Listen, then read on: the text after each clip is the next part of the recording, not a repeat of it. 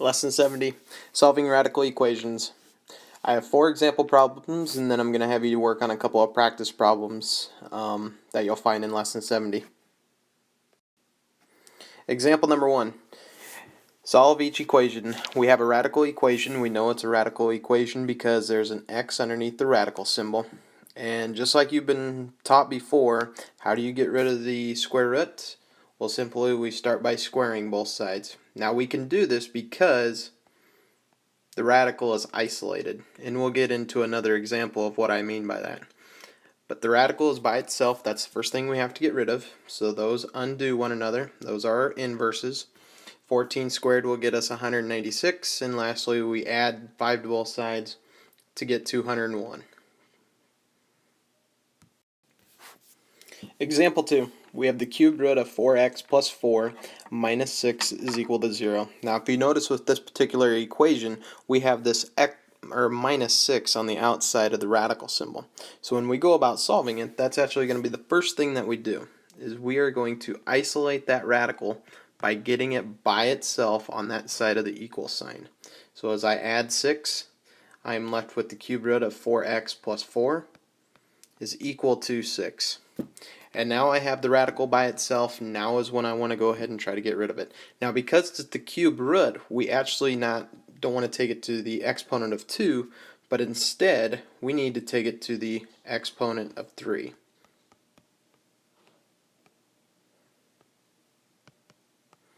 And as always, what we do to one side we have to do to the other.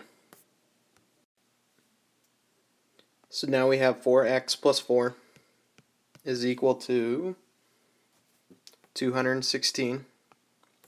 We subtract 4 to both sides to get 4x is equal to 212. Divide both sides by 4. X is 53. So as you can see, solving these radical equations are just like the equations that we've solved in the past, but now we just have those radical symbols in there. Example number 3. Notice for this example we have a radical symbol on both sides of the equal sign, and this will happen throughout the homework. And notice on both the left and the right hand side of the equal sign, the radical symbol is isolated on both sides. We start by squaring the one side. Suppose we want to get rid of the radical on the left side. So I'm going to go ahead and square it. But notice in the process, when I square the other side, we actually get rid of that radical as well, which is good news for us, because not only did we get rid of it on one side, we got rid of it on the other.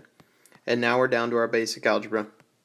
8x minus 15 equals 4x plus 5.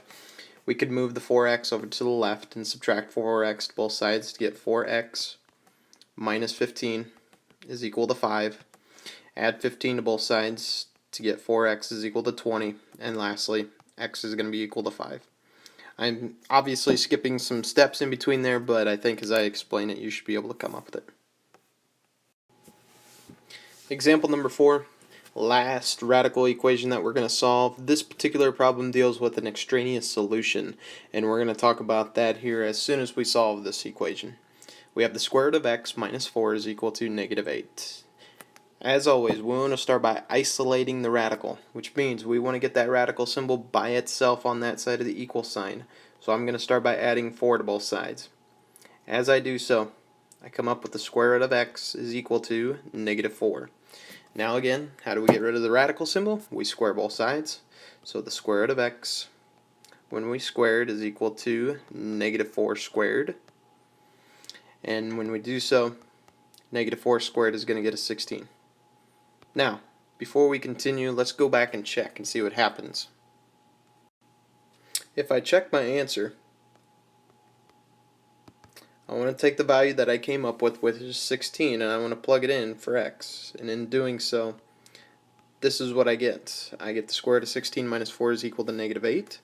And I come up with 4 minus 4 is equal to negative 8. So, when I solve this, I'm coming up with the expression or the statement that 0 is equal to negative 8.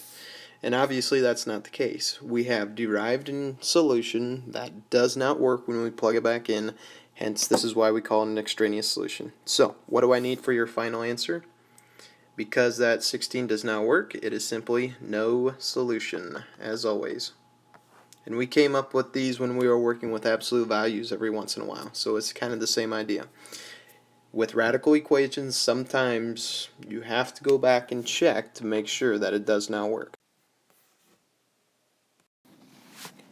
With these example problems, I want you to try the practice problems from the lesson A, B, C, D, H, and I.